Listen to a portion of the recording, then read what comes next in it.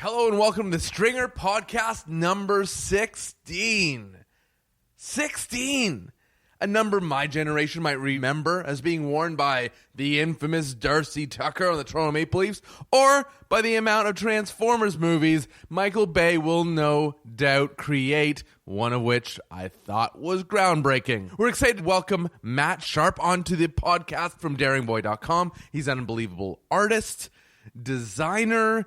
He and I teamed up a couple years ago for the key art on a television show I was working with. That's when we first met. We realized we had a mutual friend. You'll hear all about this in the podcast. But he's a really rad dude. And we speak about creating your own things and kind of just taking that next step. For me, for him, for anyone listening, it's a pretty good chat. At Daring Sharpe on Twitter, at Daring Sharpe on Instagram. Pretty easy to remember. Before we get to Matt, it's time for the Stringer Big Weekend. Weekend's almost here. It's springtime. Sun is coming out. It's getting a little bit warmer. So what will we get up to this weekend? Friday, March 23rd, Second City House Company. 8 p.m. at the John Candy Box Theater, 99 Blue Jays Way on the 3rd floor. Get this, Second City has expanded its improv wings to bring you a new group here to make us laugh. The Second City House Company is a new show every Friday night, essentially Toronto's own Friday Night Live. Right? Pretty much, except tickets are only $8. And, as if this needs to be actually mentioned, but it's in my notes, the John Candy Box Theater has a liquor license. So, important info heading into the weekend. You are allowed to drink and laugh. That's Friday night. On Saturday, March 24th, it's the Nerd Market. It starts at noon at 252 Bloor Street West, room 2214, only steps from St. George Subway. It's a nerdy flea market to buy, swap, and sell geeky goods. Bring used anime, comics, manga, tabletop games, video games, cosplay, and Japanese fashion to sell in a garage sale type setting. Entrance is free. There isn't a website, but we'll share the event on Twitter or Facebook so you can check it out from there. But a nerdy flea market. I'm going to try and get my cosplay game on, having just gotten out of Comic-Con last week. I think I can definitely, maybe molder it up. Maybe I'll take my new Autobot head helmet that I got and build out of that. But a nerdy flea market, pretty exciting. Now, not sure if I've ever expressed this, but if you met me, then no doubt you'll know I'm a huge fan of old shit. Old books, old photos, old people. I love old people. Who doesn't love old people? That's why Sunday's event at Artscape, Witchwood Barns, is a perfect one for me. Old paper, antique photography, vintage books, every conceivable type of vintage printed material, all under one roof. At the Old Book and Paper Show, 10 to 4, 601 Christie Street. That's what you're going to do on Sunday. It's being promoted as the biggest one-day vintage print sale of the year. So hit me up if you're going. We'll turn over the old Model T and cruise down together. That's it. Huge weekend ahead. Am I going to see you at all? Let me know at Chancellor at Twitter. Or if you have something you want to promote, if you have something that's coming up, hit us up at Stringer Podcast on Twitter or email us podcast at the Stringers. That's Stringers with a Z or Z if you're south of the border, .com. Whoo! I went through that quickly. My mouth is a little dry. I need some water, which means I got to let you get to the podcast. Matt Sharpe is on the podcast at Daring Boy again on Twitter and Instagram. It's a whole lot of fun, and he was excited for this, and I want to let him say it, but he's gone now. Dylan, cue the sax.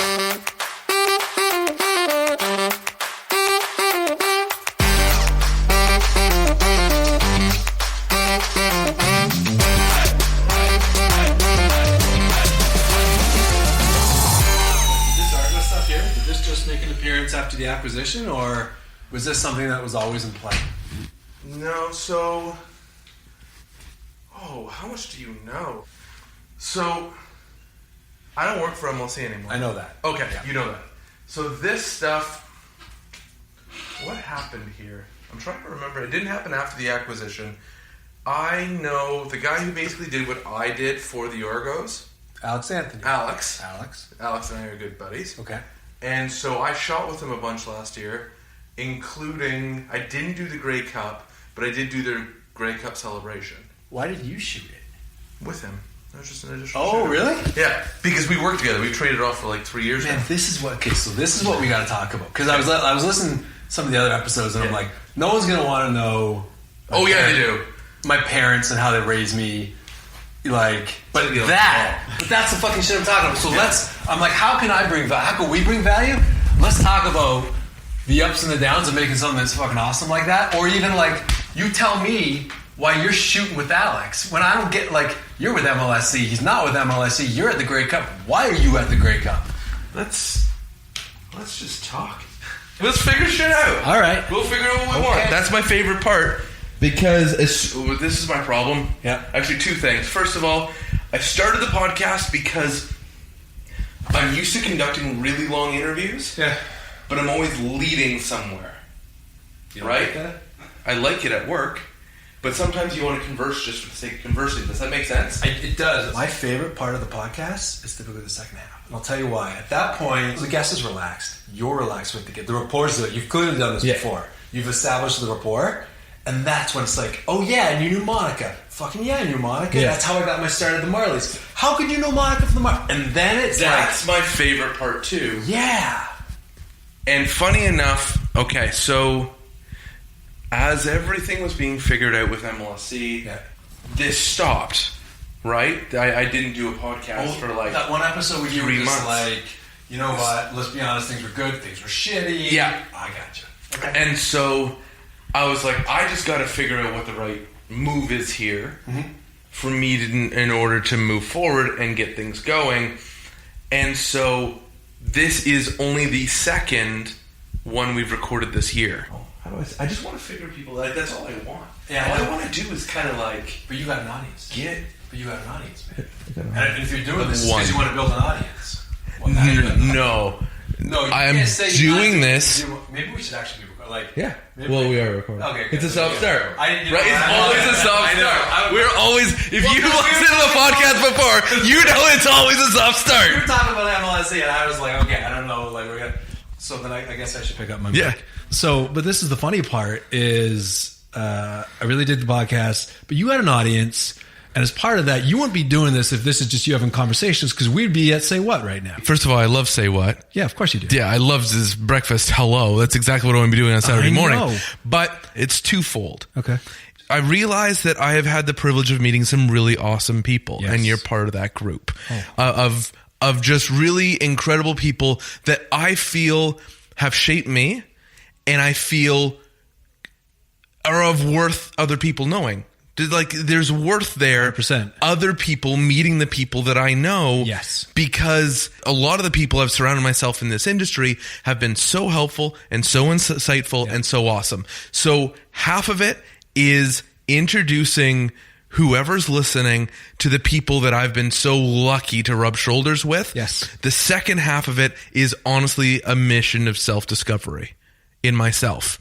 And so I set out from the beginning saying, I don't want to worry about numbers. I don't want to worry about audience. Okay. I want to do something that is for me because I want to learn how to talk with people and how to go back and forth like this without needing an end game. I want to talk to you because I like you and I know you, not because I need to get somewhere with it. Okay, as my part of this exchange, I see where you're coming from. I have an end game. I want to give value to the people that are listening, to you, most importantly. So if I spin off into a story about something, I totally want to get into the nitty gritty of, like, you know what? I worked in a startup, and everyone's talking about hashtag startup life. Aren't startups the best? Everyone loves that, right? Because it's startup life. Yeah, sure. I've not been paid for 6 to 8 weeks. Because it's a startup. I actually had to hold the toilet seat up while taking a pee in our office building because it was on an angle, because it was a startup and there was 8 of us in a room.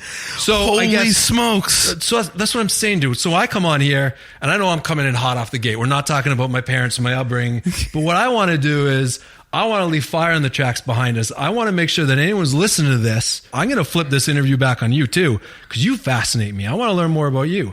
But I want to make sure anyone whose ears are tuned to this, they're not checking Twitter and they're not playing, Candy Crush, but they're listening to this and they're tuned to it. Because I do think in this room right now, I don't know Dylan so well, but if you trust them, I trust them. There's a lot of talent and there's a lot of value here, a lot of stories. So let's get telling them. So let's start with a spot where I think we relate. We have a mutual friend, Kevin Mones. Yes. But at first, I didn't know we had that mutual friend. Yeah. So as I said, this podcast, in a sense, is a journey of self-discovery. Great. And I'm kind of figuring myself out as I go along. You started... Was it literally one piece of art a day? Is that what you told yourself was one piece? And I didn't advertise it. Maybe in retrospect I should have, because you see a lot of people get success from that model now, but everyone's doing it. It's a 365 song project or whatever it's called. Unreal. Everyone's doing it. And you know what? It's great that everyone's doing it because everyone gets better when they do it. I started from a sport. So I have years of design, graphic design, experience design in the tech background. So I've worked with Samsung, Intel, AMD. I'd done all that stuff. And then I was like, you know what? I like this, but I don't totally love it. And so as an outlet, I decided I'm like, what do I love? Well, I love sports. And so I said, well, why don't I marry graphic design and sports? I'll do a piece a day. I got a hunch you can relate to this. I can't look at anything for an extended period of time without ideas popping into my head. Like seriously, I was sitting there. I don't got a lot of hair, but I was getting it cleaned up. And they had this music video on, and it was from another country. I don't know what it was. And so I'm just sitting there watching it, and all I can think of is they've got some crazy landscapes and wide cinematic shots. And then this one scene hit, and this character was in a scene, and I'm like, I'm not seeing that character. I'm seeing Tom Brady. I'm seeing Michael Bradley. I'm seeing the athletes in that scene. And so for me, I married the two, design and sports. And I said, I want to be a better designer to get to where I need to go. I'm not going to do it if I strictly do my day job. And so I did basically one, sometimes two a day. And I think ultimately what happened was it trickled in, and you can correct me, to your feed, because that's exactly how the world works. First of all, Matt Sharpe on the podcast this week. I'm the worst at introductions, and I think that's why I just do a separate introduction at the beginning. At Daring Sharpe on Twitter and Instagram. Dude, I'm back on Instagram now. A month ago. I know. Well, you know what? User number 398 million. I was like, now's the time. I better crack in. I'm like, you know what? I think it's gonna make it. Stick. I don't think this one's going away. I don't think this one's going away. That's exactly how I came across you. Was it trickled just by the way networking works into my timeline? I'm a huge fan of your work. And so if anyone hasn't seen it, I suggest you pause the podcast right now. Don't worry, we'll wait. Okay, you checked it out. Thank you. Matt's work's unbelievable, and it was in a tone and a style that sung to me. And so I was like, okay, this is a guy. We were at season 3 of a show I was doing, a sports show I was doing, and I was like, I have to get this guy to do all of our artwork. And that's where I realized that my good pal that I worked along with, that was a production designer on the show, Kevin Mones, used to live upstairs, downstairs, next door. Downstairs. He was at Astral Media at the time, and I was at Startup. We lived in the same building. He was downstairs from me. He's like, yeah, I know him. I had printed off your work and put it in a makeshift deck because I'm terrible at deck building. Yeah. He's like, oh, this is Matt's stuff. I'm like, oh yeah, you've heard of him? He's like, dude, I know him. And he's like, he helped me get into the Patriots. You guys really vibed and jammed over that, which is amazing. And I'm sure we're going to get to them at some point. But maybe not after the Eagles. Well, seeing as though I'm a Falcons fan, I think do you a favor. I think we're no. I think we're due. I think the 14 months I've waited has helped heal the wound of what went on, and we can get 28-3. 28-3, man. 28-3. I mean, look, I see David Tyree in that stupid helmet catch on my TV. That's from 2007, and I still go numb. And it's like every time I think he's going to drop it. He's going to drop. They're not going to win. He's got to. Win. It can't happen. Brady put them ahead with 2 minutes. Anyway, you know what? Diverging. So, but yeah, that's how we met. It was through Kevin, and so we did the All for One key art. Yep. And I love it because the flip side of that is that's what got me into your work. And so I took, and my awareness of TFC at that point had been middling, like not huge. But then watching that show, and it's so funny that you said Hard Knocks was something that you really dug too, it's the exact same vibe I got. And not vibe in terms of production values, but watching that show, it was the vibe that I got in terms of, I feel immersed in this narrative now. I feel immersed in these people, in these places. I want to know where they're going. And I think that was right around the time that Defoe was figuring things out.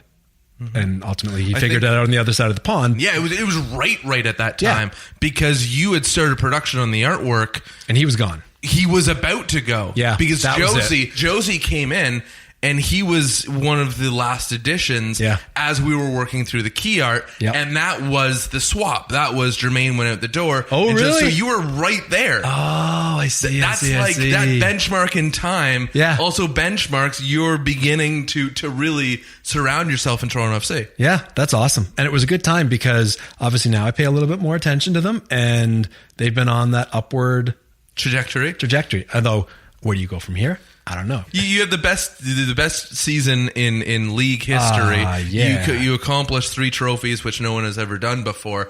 And then you set yourself up to do better. Do what? I don't know. Is he like? I don't know. You tell me, Patriots fan. What's it like setting yourself up for unrealistic expectations and then crushing it again? I'll tell you what happens. What happens is appreciation turns to expectation and everyone's miserable. It's like, even when you win, everyone's like, yeah, attaboy, Brady. That's what you're supposed to do. That's what you're supposed to do, Belichick. Can you imagine if the city of Buffalo, I mean, obviously, the city of Buffalo would be in mourning because it'd be their 5th. But if they made it to the Super Bowl and lost with 2 minutes left, they'd be like, you know what? What a season. What a season. What a team. We'll celebrate them in 10 years' time. They came close. Meanwhile, you put on any Patriots newscast now, and it's like, how did these failures ever fail so hard? And how do we get them out of town? How do we get Brady out and Garoppolo back in? It's the most spoiled, entitled, but it's a weird culture, though. So something to look forward to as a Toronto FC fan. It's a weird culture, isn't it? And I'm waiting for the tides to turn on the Raptors side. As you said, that we get so used to winning, and that's a really weird thing to say in Toronto if you've been a long-time Toronto sports fan. We get used to winning, and then it's like, oh, well, why didn't DeMar throw up 36 points? And you're like, come on, man. Come on. Appreciation goes, expectation emerges, and it all goes to shit. Not to be the downer of it, but just to give you a window of where Toronto sports is going. So I'm going to go back to, you're watching this music video with incredible wide landscapes. Yep. So you decided to marry some of the best photography I think that I get to see with design. But really, what I get from your work is a feeling. Like that's really... It's a continuation of the story. So whenever I sit down for a meeting, and usually when we do like a proper intro, I always say, I believe every team, every league, every player has uniquely impactful stories worth telling. My work just aims to share them. That's what I do. So like you said, you can get these incredible photos, which are that place in time. But beneath that, what really draws it out, and I think what you would agree adds to the photo, and ultimately what I look to extrapolate on, is the emotion. And it's when you see somebody kind of gazing off to the side with a slight look of like hesitation.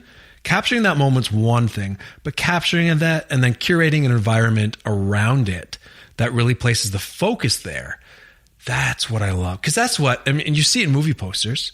They've got, what's called the airplane test. You've got to be able to, somebody's rushing to make a plane. You got to punch them between the eyes. Otherwise, they're not going to give you a second look. You walk downtown, you got scale with the posters, but there's a million billboards. You got to be the one that's Doctor Strange, that has this crazy near holographic look to it and totally sucks you in. And how can you not want to create that? I love working with teams doing it. And that's why we had so much fun with the TFC piece. And I love the challenge of creating ones that last, because anyone can do cool. Cool is an exercise in technique. Cool is an exercise in, I'm going to make the colors highly saturated, vibrant. It's going to get clicks, and we'll see where it goes. Talent and effectiveness is doing something that tells the story, delivers on those results, but then you look back 18 months later and you're like, man, You think of that Jordan photo. You know the one of him where he's outstretched and he's got the basketball in his hand? Yeah, everybody in here's nodding. That was shot, what, 20, 25 years ago? You know why everyone remembers it? Because it's so good. It didn't play to the style. It didn't play to an immediate pop. It lasted. And that's what I like doing. I love working with teams, and this is why I think we get along, and it's why I've reached out to you a bunch of times, like unsolicited, be like, look, dude, rate's not my concern. No, rate's not my concern. Let's make something that's just fucking awesome. Right. Exactly. So who wouldn't want to do that? It's like the best job in the world. So I got my start in photography, actually. I never picked up a video camera. Better not say this. I never picked up a video camera until shortly before I did my first documentary. Okay. And I had to figure it out. And I was like, oh, thankfully I picked up a stills camera and I kind of understand composition. But as we entered the digital age, because all of my first cameras were all film cameras, this is the way I interpret photography, and I think you do this really well with your design side, is that the photograph is like a sketch. It's like a pencil sketch. Okay. And that gives me my framing, that gives me my subject, that gives me the raw tools. But now I don't do anything like what you do, but I do bring things into, whether it's Photoshop or whether it's Lightroom, to bring focus to where I want it to be. Mm-hmm. And I call that coloring. Like that's the paint. Of it all, interesting, right? That's the richness. That's the richness, and with it, that's where you draw attention. That's where you evoke a mood or a setting or an atmosphere, and it's all in those things that you pick up. You see someone glancing to the side, and I might read that as he's contemplating his future. Mm-hmm. You might read that as it's a moment of silent prayer, of thanks. Someone else might read that as it's a storm cloud over his head. Yeah. But that's where I love the design side, because that's when you can really say, this is what I see. We can all have the same sketch that we're working with. We can all have the same photo. Yep. But you're going to feel something different than I feel. And then our job now is to get someone else to feel it the way we feel it. Yeah. And that method applies also to film. And one of the most valuable, the simplest things I was ever taught was, if you want that shot of like someone on a boat sailing away from home and they're looking longingly at what was or what could have been, you ask the actor, you don't tell them what it is, but you say, concentrate really hard and try to guess what time it is. Seriously. That is the best piece of advice. And the reason being is all you have to do is truly show someone making the mind work. Yeah. And then with the music I add in, interpretation will follow. Exactly. And then as humans, what we do is we fill the empty void with what pieces we have around us. Yep. So that might be music, and everything might be a little blue or a little desaturated. So we're like, oh, this is not a warm, rich time. This is a cold goodbye. Right? The lines that may have preceded it or might be coming after help add to that as well. Yeah. All you have to do is get your sketch, your subject, to truly look like they're thinking. And then what we're going to do as the viewer is we're going to fill that void as to what they're thinking 100%. About. So you know what the viewer's doing then? They're engaged. They're engaged. They're engaged. And that's it. That's all it is. I don't care whether you're doing a digital campaign. I don't care whether you're doing a video, like a docuseries. Mm-hmm. They're engaged. And it's like we talked about earlier with Hard Knocks, with All for One. You get immersed in the narrative and the characters. You are engaged. And that, especially now, and I feel like I'm saying this every 5 years, but with different compartments to it, with Facebook, with Snapchat, with all of these things competing for your attention, to be engaged, there's so much value there. And that's why when people say, well, why can't I can just outsource this to 99 Designs or something else for, $20. And it's like, certain cases, yeah, 100%. I would too. But if you want to create an engaging piece, if you want to tell a story, if you want to tell your story, that's where you get into the fun stuff. I love it. It's the only thing I do where I have to stop myself. I could do 21-hour days and I would just run myself into the ground, but I could do it because I just fucking love it. I love it. That's what you feed off of. Yeah. That's where the energy comes off of. It's innate. It's in you and you see it. I'd like to think some projects radiate it. Yeah. Some projects radiate it. You feel it. And creating something like that, putting it out and knowing it has its purpose, but knowing it's giving you purpose. I don't care what you do. I don't care if you're a filmmaker. I don't care if you're a designer. I don't care if you're doing audio. If you're an audio engineer, man, that's everything. Where does that bug come from? I feel if you create for yourself, you can get very self-indulgent. If I created for myself, I would, instead of posting to a design blog, it would be basically in the equivalent of my drawer. And I wouldn't be pushed, because if I created for myself, nobody would look at it and say, hey, Matt, I mean, even the TFC campaign, hey, Matt, the background watercolor looks more like a portal than it does a supportive texture. Can you address that? Yeah, I can. If I created for myself, I have no idea what that means, but it sounds really good. That was part of the feedback on the All for One campaign. But the thing was, though, I create because, yeah, you're right, it feels good. But the second part of that is equally important, is that it reaches an audience and that it plays it. And that's what we were talking about when we sat down in here. I love your idea of a self-discovery. I love the idea of us sitting down and chatting. I think it's awesome. But the reality is we could do this in a pub, but you're not. You're putting it out there, and you're putting it out there to an audience. And there's that second part of it. So how do we spin that? And therein lies the challenge, because it's so easy to not do that and to write it off and be like, yeah, it's work, but it's not work. There's a skill in that, to where you keep that genuity of the conversation and the narrative, and then you frame it in a way that others can become engaged with. It's kind of, I'm going to call it the anti-George Lucas, just because he went from being what I wished, like, my legacy, like, I wish I followed in the Lucas family legacy. But then he went from being this great thing to being like, I'm just going to go over here and do things for myself now. Yeah. And then there has been reports, nothing can be confirmed, but he has dumped millions of dollars into productions that only get played in his house.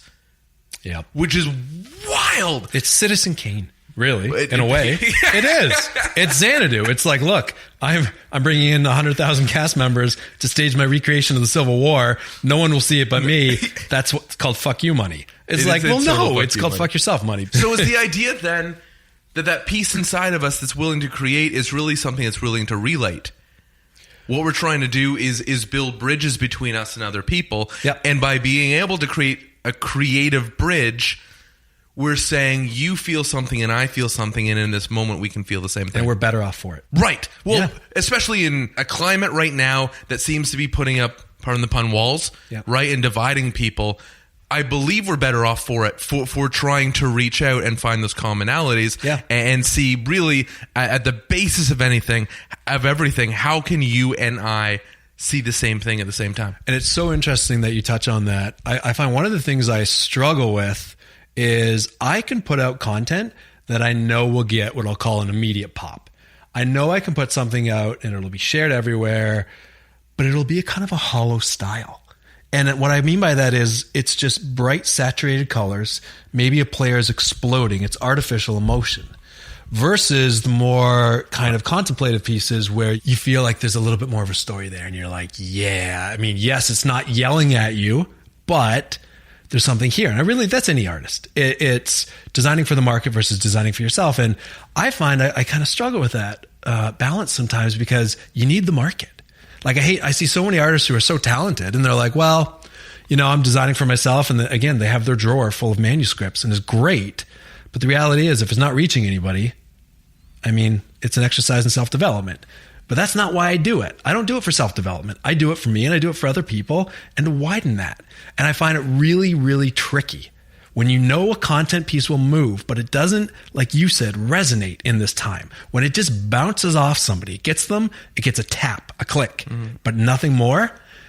How do you balance the immediate KPIs of I need to be relevant, I need to be shared, I need to have followers, I need to have these things, against the long term, which I kind of lean more towards KPI of I want to do great work and tell stories, and I want to make sure people give a shit. Hello, welcome to my conundrum in the last 3 months. Welcome to everyone's conundrum who's taken their work seriously. You worded it perfectly, because you want to reach people, but you realize you need people to reach. And that ends up being the trade-off. You have to be in the social landscape. Now, I am a bit of an idealist, and I believe in that idea that if you keep doing what you love, someone else will love it too. And that goes back to really, even when I started in television, the idea of creating for an audience of one. I like an audience of 500. I like an audience of 1.5 million or whatever all Fulham got in its final season. But, yeah, I like that too. But the idea that, and one ends up being your demographic, right? One ends up being whose heart are you trying to touch? And when we flick through channels on television, one might be geared towards one demographic, one might be geared towards males 45 and over, one might be geared to kids, 12 to 18. But if you can reach that one person that exists in there, then you're reaching a group, then you're identifying, and then you are building a relationship. Have you read, I think it's Kevin Kelly, it's 1,000 True Fans, or it's an essay, and it's basically exactly what you just mentioned. If you can really reach and resonate with that group, you'll be self-sustaining. And this whole model is predicated on exactly what you just mentioned, which is you get your 1,000 true fans and you let the rest take care of itself, because you'll always have ripples to varying degrees. And that's how you kind of can establish that short-term stability and really relevance against your long-term goals. Now, have you explored any of the crowdfunding? That's what I think of right away. Yep. And Dylan actually was the one who brought it up. He's like, "Oh, do you know that podcasts go on Patreon and they get their follower base or their listener base there, and then they can provide some sort of support and then receive gifts in return." And honestly, I remember one of the first solo gigs I got to produce some video content was for a band who wanted a Kickstarter campaign. And I ended up doing a pro bono music video for them, which is just a combination of a bunch of live appearances and, this, that, and the other, so they can kind of get their album finished or over a certain line. Have you explored crowdfunding? Because I've seen great success and I've seen people who, let's say, don't stay on top of it. Yeah, because the one question I get asked a lot is, do you sell your prints? And I've avoided that because I go through, like, for example, I have a partnership with a group based out of Montreal called Armory Steel.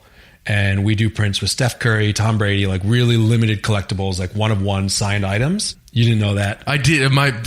I wish you could see my face right now. Okay. Because that's incredible. That's right up my alley. One of ones is like my life. Well, yeah, we're very fortunate. There's a market there. We just sold actually both the Curry and the Brady 101 signed 101 have sold. Brady's was in the lead up to the Super Bowl.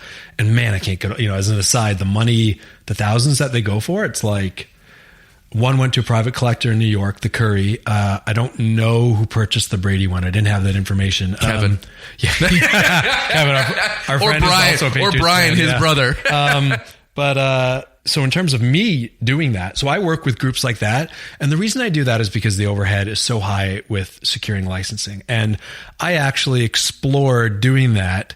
It was initially with the Canadian Football League. We had early talks about, sort of been 2 years ago, doing a series wherein it'd be a, signed prints limited to 6 to 10, very limited run.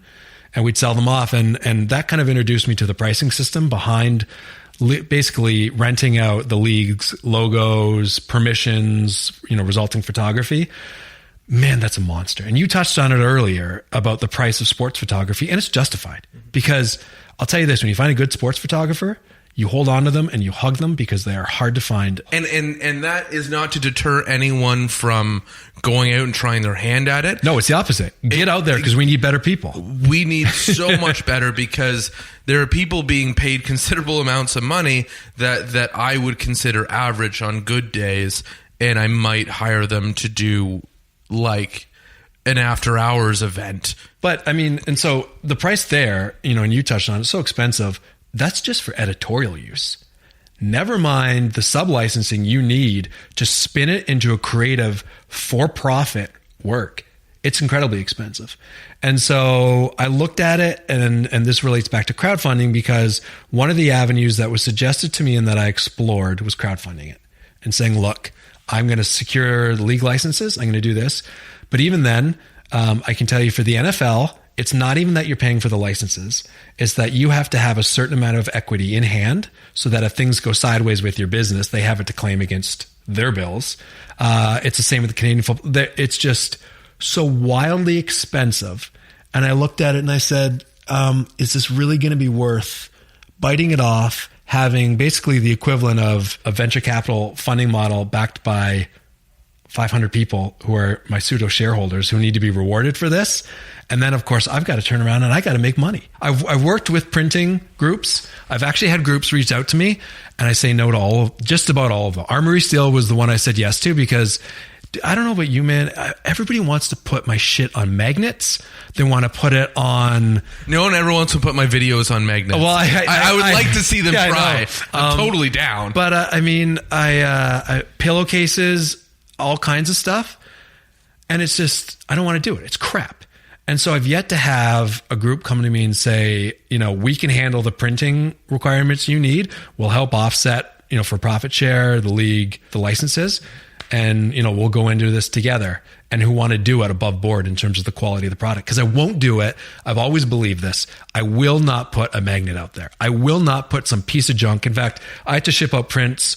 I had unfortunately, a couple NFL players reached out. We did some commissions, and I had one where I was all ready to ship, and he was going to send me 3 back that were signed for me to distribute. And one of them just got a little nicked. I looked at it and just tore it up. And I'm like, I cannot send that out if it's not 100%. And it's the same reason. So long answer, the punchline is, to your short question, is it has not been worth it. And it's a big bite to take if you want to get into that model. Now, you know what I'd love to do though? You know what my white whale? I've got Tom Brady's my favorite athlete. Mm-hmm. Patrick Waugh was my other growing up. I've got so I've got something lined up with Waugh, where Waugh's going to do a signing of my work. I did Brady, so I've got shots of Brady signing there. That's great. I want to do a sports card for one of the mains because I grew up collecting Upper Deck, Tops, and now Panini with their football stuff. I would love to do a sports card. I just think it would be the funnest thing in the world. We should put our heads together and see who. Oh man, I wish somebody had reached out to you on a few occasions and was like, "How can we make this work? What can we do together?" Man, okay, let's make magic. Figuring stuff out. It takes time. Oh man, it takes energy. Yes, time and 100%. Energy. Because let me be your co-time. Let me be your co-energy. I know.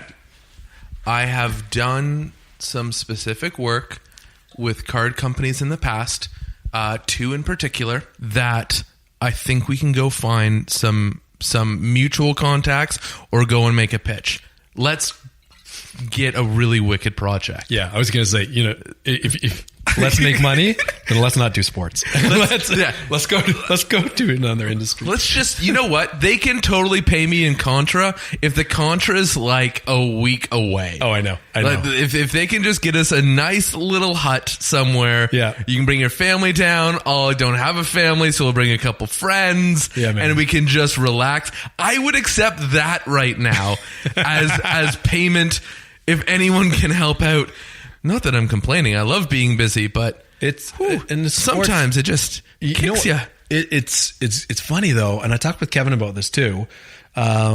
Sports is just this weird, naive beast when it comes to the creative field. In that, so I come from tech, and I work with Zynga, an amazing company. We create these awesome games, and to say that there is a gap between tech and the money circulating in tech and the budgets we work with and the day-to-day and sports is just, you're in it because you love it. Mm-hmm. Sports pays on average and I feel confident saying this, 60, maybe 50 to 70% of tech for relatable roles.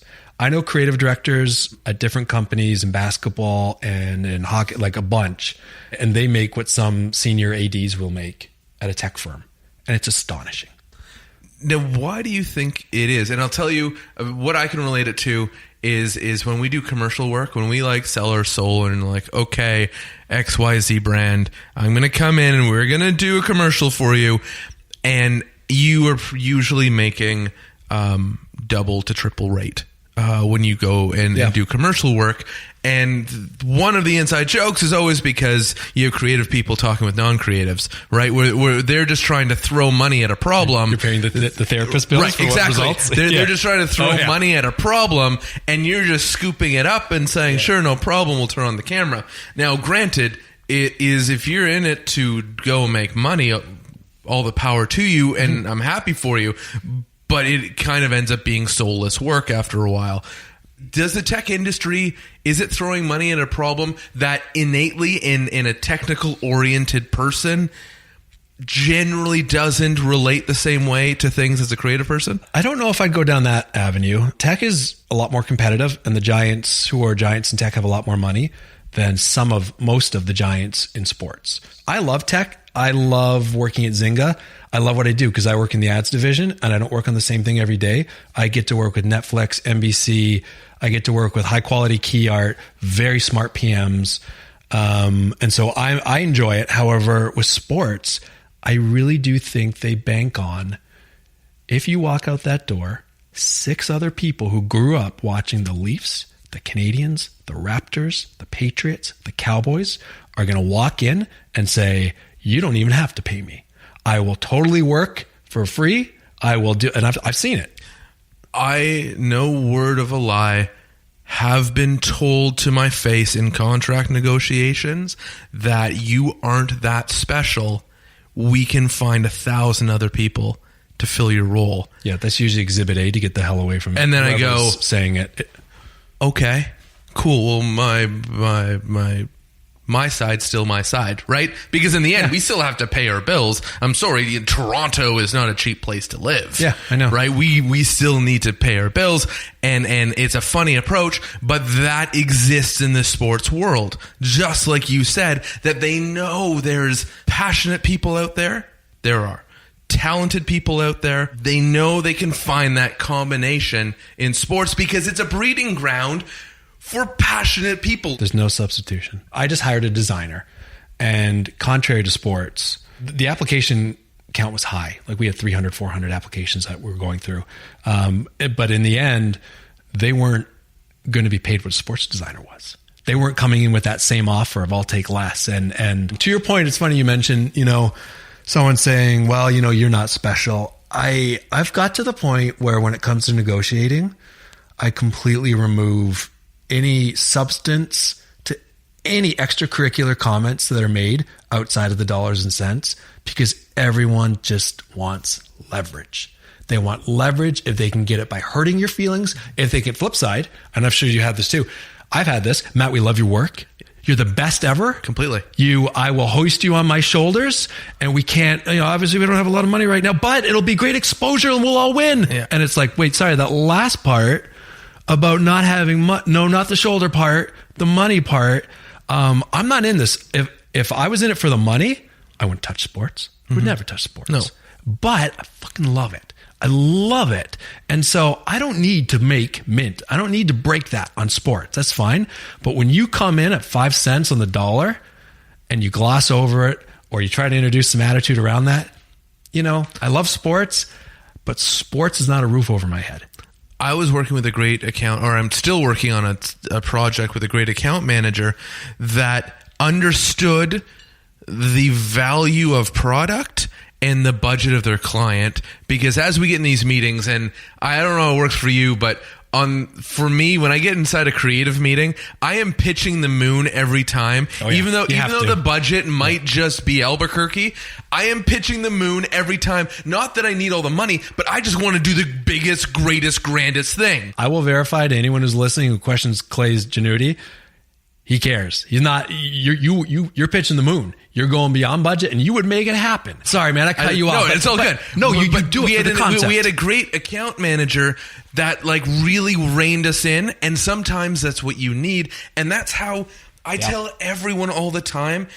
It's not a one-man show. Like, the people you surround yourself with are so important. And here was an account manager that was brought onto this team who was the perfect balance that said, guys, I love where we're heading here. The client's not paying for that. Mm-hmm. And in the nicest, most sincerest way, it's use your ingenuity and use your experience and use your talent, but use it within the realm that we're existing. Because off your point, if they're paying 5 cents on the dollar, they're not getting an ultra elite $20,000 print. No. They're getting what is to scale for what's good for them, because if they aren't, then you are the guy that's giving away top tier product, and no one else. You would go to an Audi dealership and say, "My budget's $12,000. What can we work out?" And they bring out an Audi tricycle, right? They're like, but it's got no wheels. It's got blinkers. And you're like, but I wanted a car. And it's interesting that this is the only business that people really think they can really barter like that. Well, and even in ads, you see people complain all the time about spec work. And you've all seen those videos and that. The reality is, though, you secure a contract with Procter & Gamble or like really any of the mains in advertising, you're doing okay. So you talk about RFPs and the hit rate. I don't know whatever people's hit rates are on requests for proposals, 5%, whatever. The reality is there's gold at the end of that rainbow. Whereas in sports, there's a set of tickets, there's some team swag, and you're in the 500s. If we're talking about the same team, they promised me a set of tickets that I didn't even get. And I'm like, that's the easiest thing you can give me. I know. Just a set of tickets. Of all the things. I'll drive out and I'll make the trip. I just want to go to a game. Well, I love it.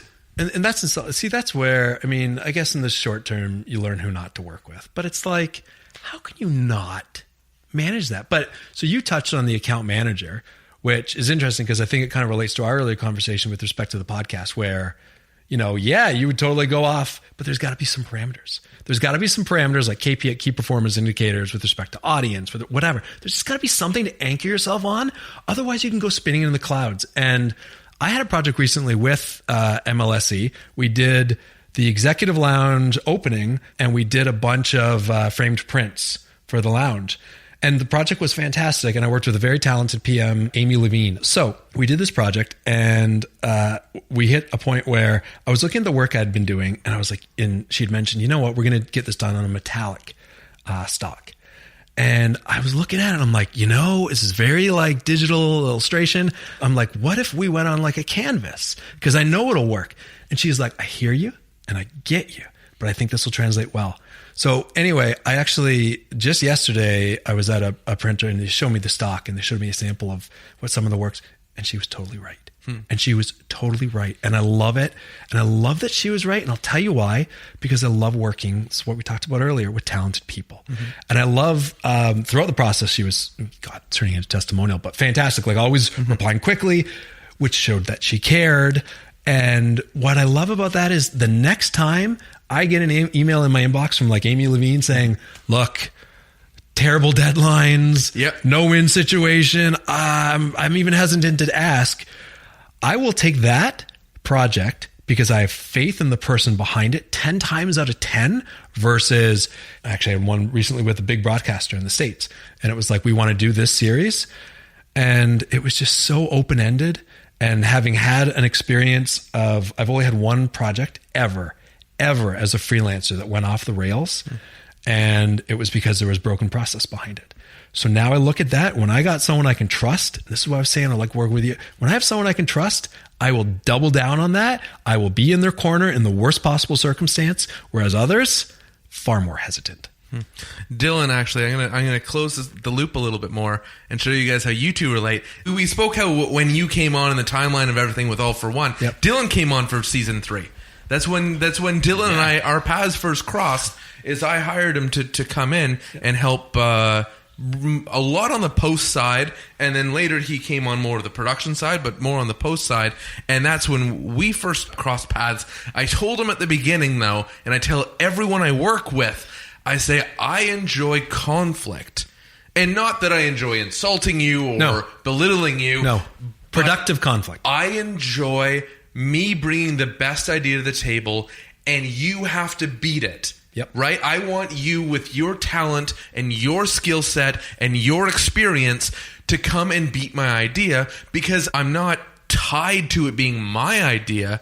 I'm tied to whatever the best idea is. And as we keep circling around the name Kevin and our mutual friend, that's why he and I always work so well together, because we'll sit down and no one cares who came up with it first. Yes. It's not about sitting in a meeting and putting on a tie in a stuffy room and saying, well, it was me who came up with this. I don't care. Yep. It's what can we do together to come up with the best idea? What stock do we put it on to make it look the best? What color combination do we use? Yep. What photos do we use?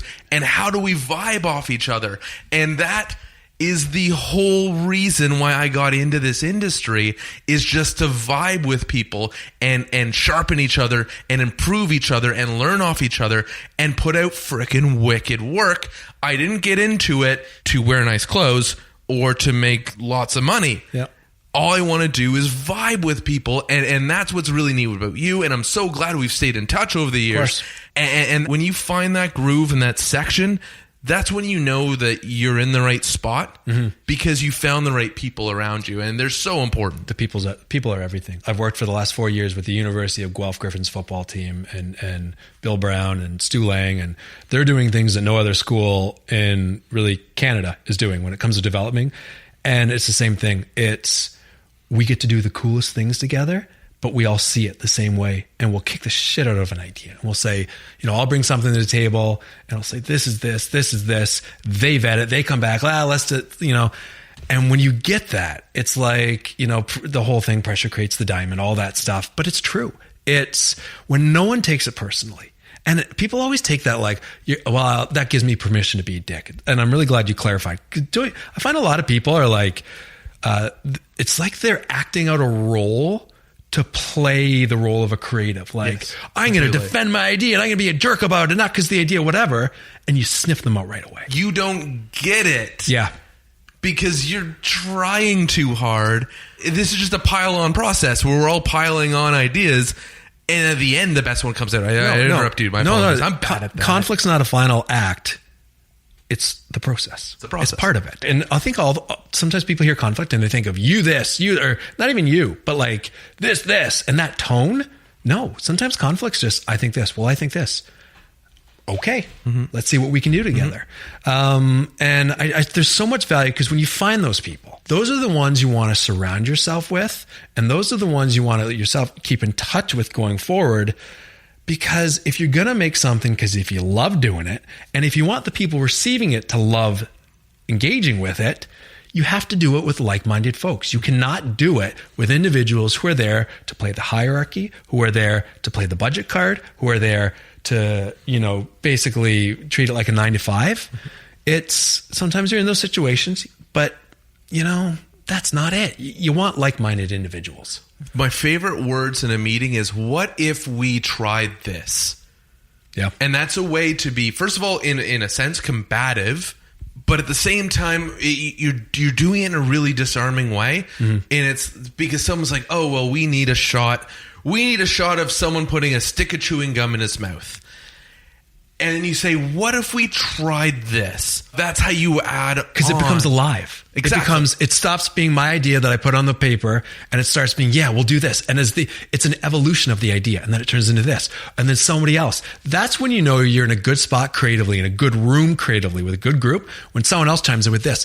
And all of a sudden, what you have is not some Frankenstein, designed by committee approach, which typically results from people faking that role. What you have is this fluid and really genuine end piece that you can get behind. And I've been part of projects where we didn't have that, where we've ended up at the Frankenstein. And again, it just really makes you cherish and really enjoy the opposite side of that fence that much more. Now, I want to pivot for a second. I want to look into the entertainment world.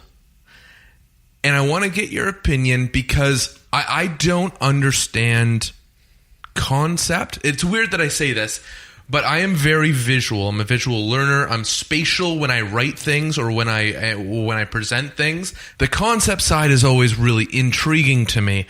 And so as we're entering into 2018, I'm curious in the entertainment world, whether it's film or whether it's television or whatever, is there anything that you've really appreciated? There must be, because you have an eye for concept and for bigger ideas. I'm interested because these are places that you can shed light on and experience on that I wouldn't see it the same way as you. I'm going to take a more macro approach to that in terms of I love anyone who's telling a story. And what I mean by that is in sports, so much in sports is, and I know you said entertainment. So much is entertainment. It is. Yes. Well, especially actually, I was going to say WWE, their presentation's always been phenomenal. So them, to be honest, World Wrestling Entertainment, they, from a production standpoint, design standpoint, whether it be on the web, digital, and this isn't just now, this is for the last 15 years, their stuff's always outstanding. The number of times I've said, look, we're going to do this video, the few times I've been involved in a video project, I'm like, if you want guidance, go back and look at videos that the WWE produced in the late 90s, wherein they'd be recapping a month's worth of television storylines in 90 seconds as a lead into the pay-per-view, and they would do it. I love people who know how to succinctly tell a story like that and who keep a consistent look and feel to where you're seeing a different story, you're seeing different characters, but there's that thread of the brand that's woven in there. It's why I love the All for One series. It's why I love MLSE with respect to sports organizations are one of the best. Also one of the biggest, and I don't think that's an accident.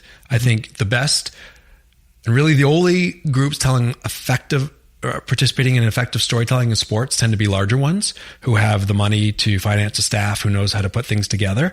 I think their work's fantastic. In terms of other brands, it's funny with Marvel, you see their posters everywhere. All of their posters, they're the new Star Wars posters because each one of them is different. If you break them down comp-wise, there's certain principles at work there. But when you see a Marvel poster, there's a feel to it. It's the characters, and it's not the red logo mark in the lower left-hand corner or what have you. But there's a vibe to it. And again, there it is again. Different characters, different story, different movie being advertised, but there's that thread of the Avengers. There's an energy. Marvel, the work they're doing with their assets and their key art, I think they've been so good, and it's almost, and I'm going to go a bit long in this one because I was thinking about this one. A group that rightfully gets a lot of praise, Patrick Clare and Elastic, the work they've done with the opening for way back True Detective, but more recently Westworld, things like that. I almost feel like Elastic's work is starting to overwhelm the individual. Like the brand thread is becoming a brand club. And from the extended tracking and the all caps to the type of music, it's all brilliant. Don't get me wrong. But now you watch something and you feel like I'm watching a Patrick Clare / Elastic co-production opening versus where it was before when everyone said, wasn't True Detective amazing? Mm-hmm. It's become a little bit more on, the characters and the stories aren't getting the focus. But anyway, that was just a brief aside.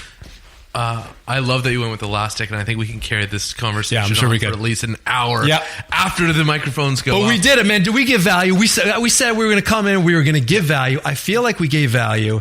My parents, by the way, are wonderful people who raised me right out of a very loving family just across those. From where? From Hamilton. From you're a Hamilton boy. I didn't grow up in I moved there when I was 8. I also said, I was talking to my mom on the phone this morning. I mentioned I was doing this. I said I would give her a shout out. We'll see if she listens to the end. Hi, Mom, and hi, Dad, because Dad will say, well, why do you give your mom a shout out? I'm the one who bought you all those cars. Well, fine. Hi, Dad. I love you too. And I love my wife and I love him. See, this gets long. But I think we brought a lot of value to people. We told some good stories. And man, let's do something. Seriously, let's shake the world. Let's just grab the fucking stem and let's see what we can do in our time here. I'm a sucker for good ideas. I'm a sucker. I will chase a good idea I'm a sucker for great execution. So just like that. And that's how it starts. Actually, I was listening to it's funny. I was listening to one of my other favorite podcasts. Which one? A while ago, Nerdist. It's now called Rename the ID10T podcast. Yep. And Chris Hardwick was interviewing the head of Blumhouse Films. And here they sat on it. And it was just like haphazardly brought up that the head of Blumhouse said, hey, if you ever had an idea, we totally produce it. And he's like, oh, that's really nice of you. He's like, no, I'm dead serious. And he's like, well, I have been developing a script.